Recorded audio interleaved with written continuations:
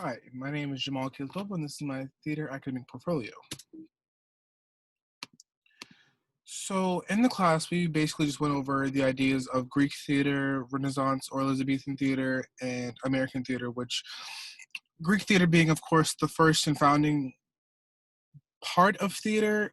It's where, that's where theater was first introduced. The Renaissance, where theater started to be modified a bit and different things started getting added and taken out in American theater, which we know today, which is modern theater and things just going around that nature. So, what is theater? Theater is an art form that lets people live in a different world from what they already live in. It is an escape from reality and it lets them be able to express themselves in a way that they've never really thought of before.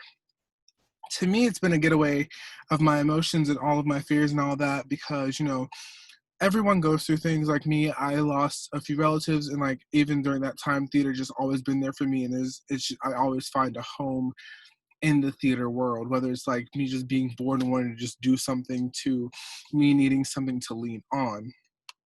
To other people, it's more of an entertainment aspect, whereas people get to imagine and create other things and view other things that they never really thought of being a part of before. So, of course, we start off with Greek theater.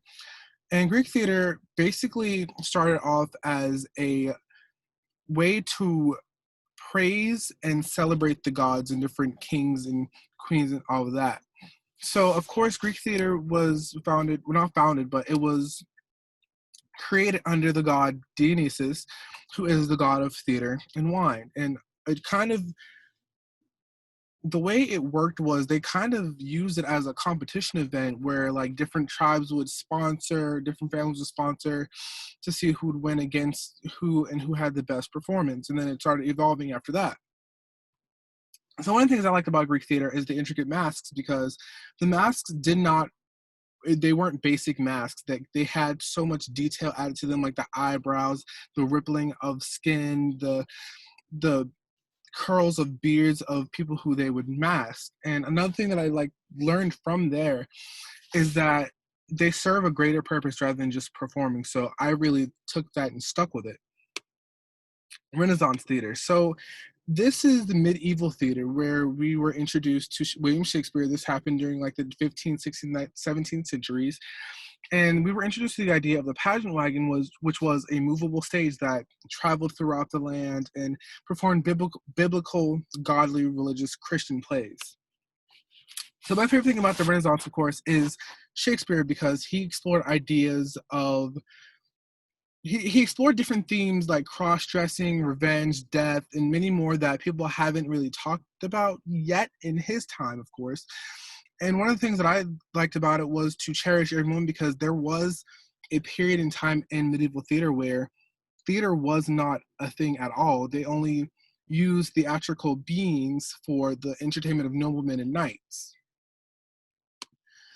So, of course, we all know about American theater. We're living in American theater right now, and this is one of my favorite periods. And so, they have American theater has such a wide variety of things that they can accomplish, like from musicals to tragedies to dramas, comedies, action, you name it. Anything that they have, we have, right? Like everything we have, they can do on stage, of course, with the proper budget, of course. So, um, one of the main things that I like to focus on is the fact that Black audiences get to experience theater in our time.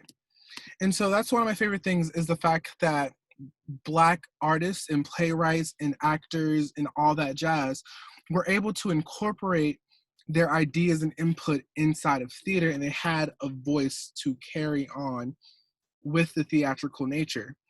And so an important key that I take from that is that I can use theater as a way to change people, to change perspectives, to change mindsets, and to change the narrative of what people think of others. So corresponding with each play, each time period, we read and watched a play. So of course Antigone is a traditional Greek piece, so of course it's going to go with Greek.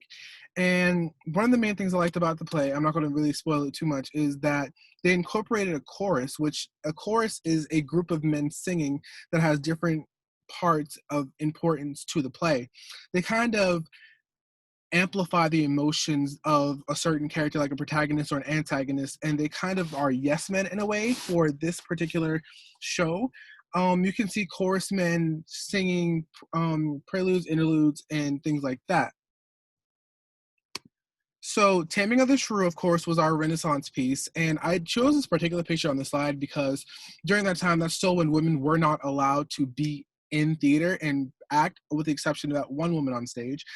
And so, Taming of the Shrew was a Shakespearean play that explored the different ideas of cross-dressing and dis- basically hiding in plain sight, the use of disguises and things like that to gain the common goal of finding a wife and finding love. American Son, of course, is an American theater play because this play is legit about, it's for the Black people. It's Black theater. It's literal Black theater. So one of the things that really, this is actually one of my favorite plays now that I've been exposed to it. So American Son was a definite story that needed to be told. It made people uncomfortable. It set a narrative in people's minds that they need to really dial in more to what's going on around them with racial prejudice and police brutality and things of that nature.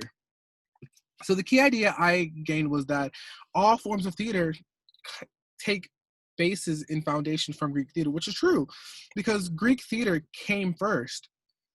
I would honestly like to see more use of masks in our theater department, well, not theater department, but our theater world nowadays, because we have to pay homage to the original OGs of theater. Like, the use of masks is so wonderful because you don't have to make up your face or do a certain thing with your costume. Like, the mask takes all of the glory and it strips the actor away from them being the star to this is the character that's being the star, basically.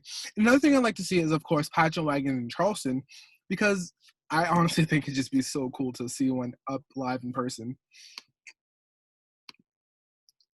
Um, in conclusion, I honestly think that theater is the superior art form because it includes creative writing, fashion design, um, music, you name it. Anything that is in the fine arts world can be incorporated with theater, whether it's playwrights with creative writing, fashion and costume design, of course, with costumes and the sewing and stitching of different pieces and curtains and things like that.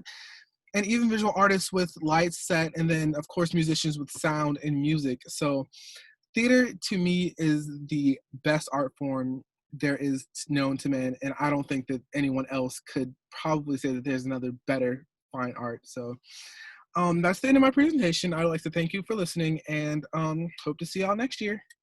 Bye.